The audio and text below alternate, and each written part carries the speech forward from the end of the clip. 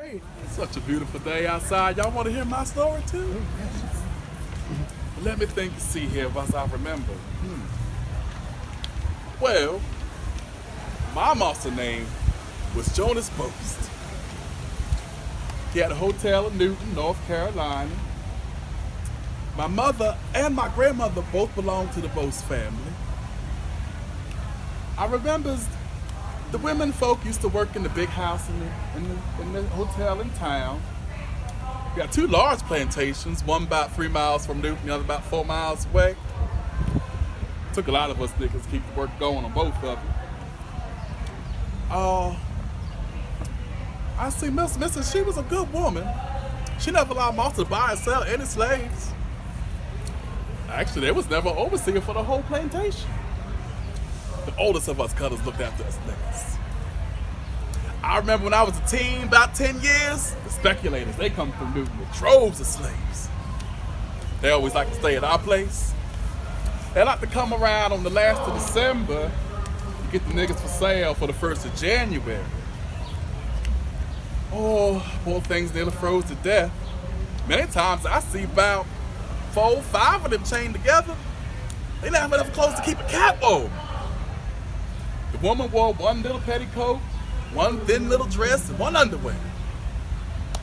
I remember the ice balls hanging on the bottom of their dresses, ran along, all spewed up with ice, just like sheep in the pasture before they get shaved. I remember the speculators used to rode on horses and drove the poor niggas. They like to stay in the big house and keep the niggas in the quarters just like droves the hoes. I remember them moaning and praying. I never thought the Lord would let people live that was so cruel. Now there was always a guard to stay and watch in case any of those niggas tried to get away. You wasn't allowed to go nowhere or do nothing. So I remember them niggas running around like German turkeys running along now. But I also remember when they put us on the block to sell. One between 1830 bring the most money. The auctioneer stand out to a distance and cry out. I remember as long as I live. Here's a big back buck Negro. Good for any old kind of work you want. Stout as a mule. Never give you any trouble. How much I offer for him? Then the sale will commence. He'll be sold to the highest bidder. Now if you was a young Negro wench, this what they say. Here's a young Negro wench. Good for any old kind of work you want. Breeding all your babies. How much I offer for her? Poor thing staying there shivering and shaking, nearly froze to death. We beg the speculators to take them with her husbands, but they only take what they want. So maybe the poor thing never see her husband again. Now old missus, she always makes sure we get plenty to eat. Of course, there was no fancy rations, just some milk fat, some molasses, some cornbread.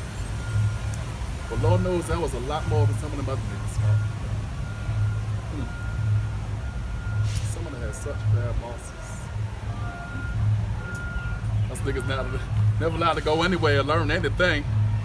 Only learning we got was we went through the big Bible.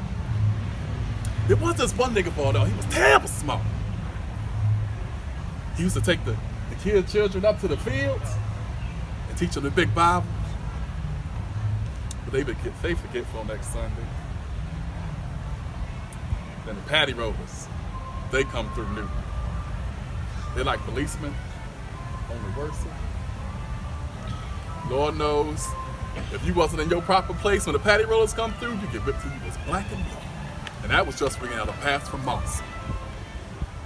Nigga done anything worse than that, he's taken to the whipping post. There was 2 arms outstretched and a block to put your feet in. I just remember this one nigga boy almost killed with that bullwhip. Many niggas almost killed with that bullwhip. This one died. You see, he was a hungry nigga and ain't do as much work as Martha thought he ought to. He had been whipped a lot before. This time, they went a little too far. see, they put him in the block, stripped his clothes off, and whipped him with the cowhide whip. And just whips about 3 inches apart. Then they drag him in the sun for salt.